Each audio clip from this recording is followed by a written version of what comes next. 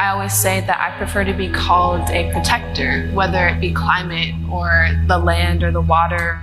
To fight not only for climate protection, but also fighting for our Arctic refuge, our animals. Defend the sacred! Defend the sacred! It's what drives me, and it makes me want to continue the path that I'm on.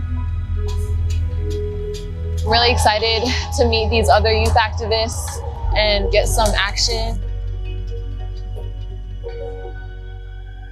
As an Indigenous person, I think it's deeper than that. It's not just that we believe in something, it's that we are protecting our way of life.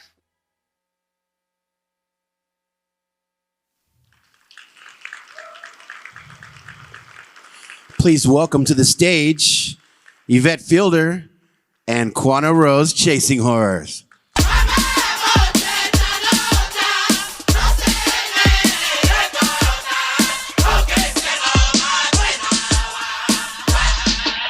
Okay, good, they can hear us.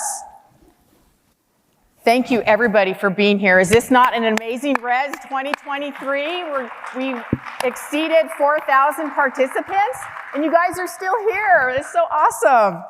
So we are here with Quannah, of course, and I have a few questions for you. So question one, when we had our conversation here last year, a year ago, a lot has happened. And it doesn't seem like any more could happen, right? But since then, what else has been happening for Quannah Chasinghorse? Yeah, in the last year, a lot has happened, a lot of blessings, a lot of amazing opportunities, and I feel very humbled to come back here and be able to share this a bit with you. A lot has happened. I've been very lucky and blessed with many amazing awards that I never would have thought that I would even be a recipient of any award. I just, do what I do out of the love of my people and our culture and our ways of life. And I've been broadening my partnerships and my brand deals and taking my advocacy more seriously in the fashion world and really making sure that in everything that I do, that I think of my people. I really make sure that my values are a big part of what I do in every single project that I do. And, I've just been very lucky. I am now the new global ambassador for Paul Mitchell, and they have been so amazing, so supportive. And with everything that I've done in the last year, there's always a charitable component, and a lot of the money, a lot of the fundraising, a lot of the stuff that I do, those charitable components always goes back to the people and always goes back to the youth. So that's just what's been happening this last year. It's been a lot, yeah. Paul Mitchell, there's so many things that you have done, packed so much in your resume. That is amazing. So earlier today, we screened your documentary. And I have to say, it's very impressive for anyone to even create and have a documentary, and to have it at the age of 20. She's only 20. So that's mind-blowing. So, this is so amazing. I can't stop. This is so awesome. Tell us a little bit about how that came to be. Before I was even a model, I was really, really focused, and I still am very passionate about my advocacy work and, serving my people. And I was doing advocacy work in DC, and the North Face had brought out some other youth from different parts of the world. And we were all there to advocate for protection of the Arctic National Wildlife Refuge back home. And I made amazing connections, friends through that experience and the North Face. And that's where I also met the director of our film.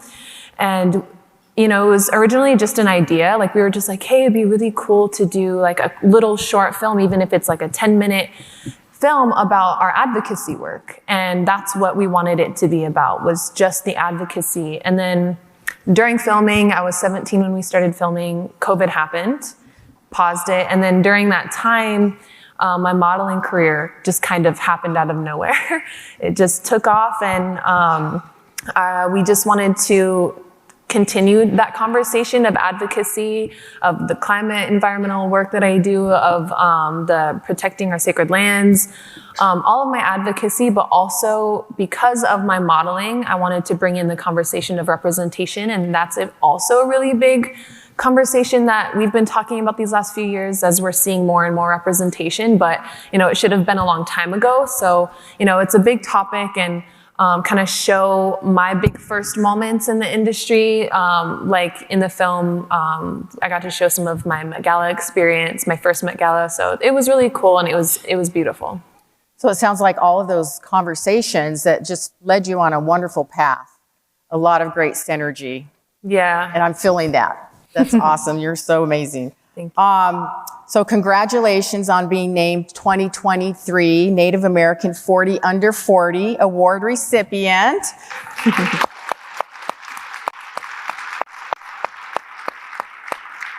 I know the award is still fresh, but what does it mean to you to be included in this exclusive group of young Native leaders? I feel like as Native peoples, everyone kind of relates where it's hard to, really feel good about what you do. We're such humble people that it's hard to talk about ourselves, and it's hard to be proud of ourselves. And for me, I hold myself at a really high standard, and I try to make sure in everything that I do it in a good way. And, like I said before, with all my awards, I never do this for the awards. I don't do it for the image. I do it for the love of my people and the passion that I have. And so it just means the world. I am so beyond honored. I still will think about it, and to be included in such a powerful group of leaders, of people that have been doing such incredible work in what they do, in the world and for their communities. It's so inspiring, and I feel so inspired and just very honored and thankful to even be here and to be a part of this. It's amazing. It was a lot of fun, and we survived the wind. And we're Native people, so we pressed on because we're strong and resilient. Yep. Let's talk about Indigenous fashion. So at RES 2022, it seemed like Indigenous fashion was a new topic. But now it's really exploded and grown. It's certainly become a mainstay here at RES. You've experienced this growth firsthand and really been at the center of it all. And what does this growth of industry mean to you? And where do you think it is going from here? It's only going to go up, I feel like, because now not only is it just me, but every fashion season there is, I see more and more representation, and even more representation outside of the Native community. And I think it's so important that everyone in every space feels seen. And for me, I've been seen, and I feel so honored for that.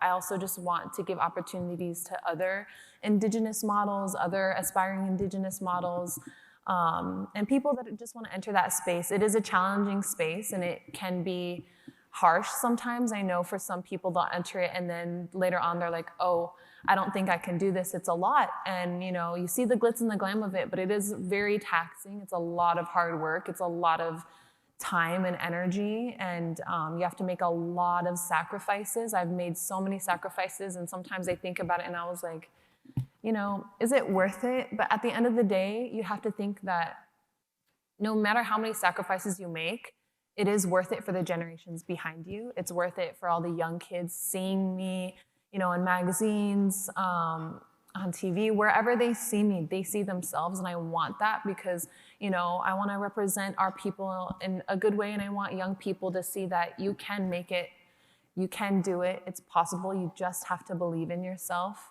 and that, us as a people, we have so much beautiful art and fashion, and we're so creative, and I feel like a lot of our people don't get the opportunity to share that with the world. And I feel so lucky to be in a position where, I can wear my, Indigenous fashion in Paris and when I wear it, I get a lot of people being like, wow, who is this? What is this? And I'm like, it's a Native designer. And so, even big designers have been like, wow, I love what you're wearing. What is this? And I'm like, it's a native designer. Collab with them if you want. Trying to encourage that because there's so much cultural appropriation. And being in that space, it's a lot of reclaiming. Absolutely, and there's a story in everything. Probably Exactly. even in your dress Yep. and your earrings and the bone and the abalone, and it's just so beautiful. So thank you for being a role model to so many and a lot of our youth. Thank you. And I see a lot of people wearing the same, designs out there, and so thank you also for representing. Okay, let's hear. We have, you are a real inspiration to our community, even to people who have little interest in modeling or fashion. But they understand that what you're doing is trailblazing.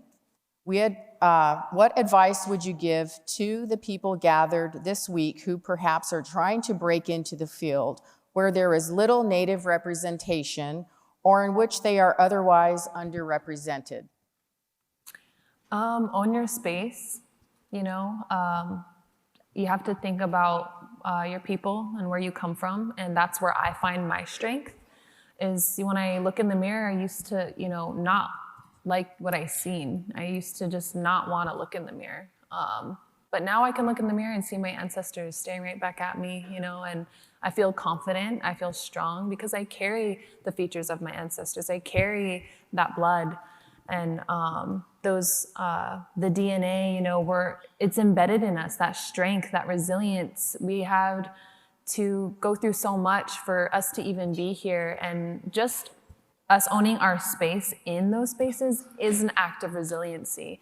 That is an act of just our existence, being there, showing up is an act of resilience. And I think it's so important that young people feel that way, that they don't carry that shame, that our people have been carrying through generations because of assimilation, because of colonization. When you walk into those spaces, own it, because that's what they want. They want to see the authenticity. They want to see who we are, and we have to show them because no one else is going to show them, and they're just going to continue to assume and create those stereotypes and try to put us in those boxes. And that's why I'm so strict on, if you want to work with me, you work with all of me. So, and that's authenticity, and that's being genuine. And I think it's so important that we continue to stay that way in every space we walk in, and to be proud of who we are and where we come from. I love it. She's like, own it, girl. Yes.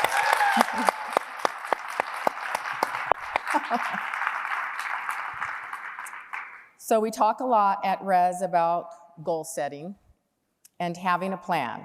And it's clear you wouldn't be where you are today without having goals and a plan to achieve them. How do you go about setting goals and making a plan? Just making sure that you're clear in what you want. I think for some people, for me in the beginning, I was like, oh, I don't know, it's scary when in the very beginning and there's not a lot of people, in your shoes in terms of, a Native woman with facial tattoos, in a space where they pick and pry at you and they tell you everything that's wrong with you, as your appearance. But, I just want to, feel like I belong in those spaces. And, I've had to do a lot of work to get to that place. But, now that I'm there, I just want to, share that with my people. When I go up, I bring my people with me. And that's what I want to continue to do. And that's why I'm so passionate about wearing Indigenous fashion, so passionate about, making sure that everything that I do goes back to my people, because I want to be able to bring everyone up with me.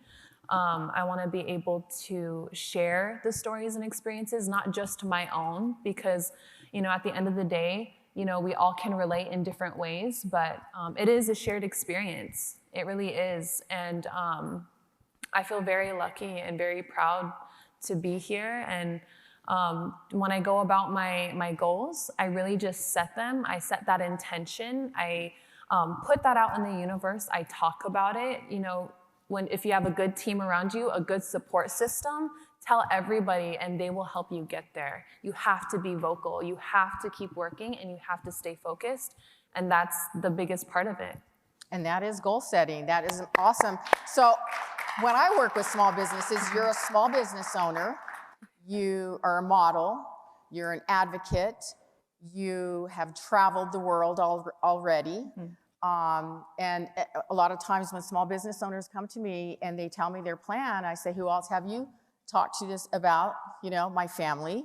And they've encouraged me, and I said, start writing it down. And it sounds like you have done all of those things. So that is exactly what we encourage our small business owners, and you are a small business owner in your own self, too.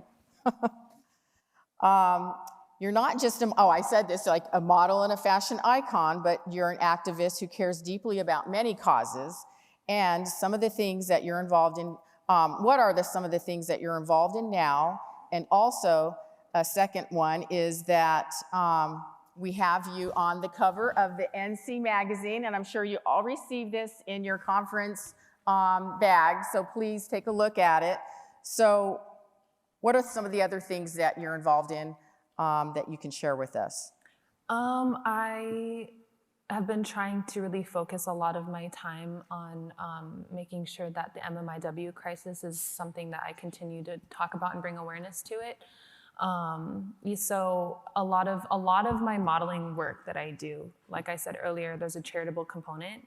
So in one of my jobs, I was able to get a big charitable component that went to a nonprofit that works directly in communities with women that are escaping domestic violence, or, you know, just dealing with the hardship of being a Native woman, and, you know, giving them the resources to heal, to get housing, to get food on their plates, to have a roof over their heads. It's so important. So that's a big thing. Another thing is still doing a lot of environmental work. I'm still very involved in the Arctic National Wildlife Refuge protection. So, you know, Stop Willow, that's a really big thing that we all need to really focus on too. Continuing to bring awareness to the salmon crisis as well in Alaska. And also just right now, me and my mom started our own kind of, it's in the works, but we're trying to get this nonprofit of, it's called Native Youth Outdoors. And it really is just an organization that we want to start, that we get more youth, Native youth, outside snowboarding. We had snowboard instructors come up to teach snowboarding, give them the resources. We had sponsors, you know, just giving them that experience, because the outdoor industry is also lacking in representation. It is, the outdoor industry can be hard to be into because it is expensive. The equipment is expensive. So giving young people the resources so they don't have to worry about stuff like that. Also, just continuing that work. Yeah, just all the youth work and everything. Oh my gosh. Thank you so much. They want us to wrap up, but I could sit up here, I think, another hour and learn from her. Thank you so much for your time today. And I know everybody wants to get a bunch of pictures of you, so why don't you go ahead and stand right there, and I'm going to go exit stage left. But no, we'll get one together. Somebody send me this picture. Let's smile out into the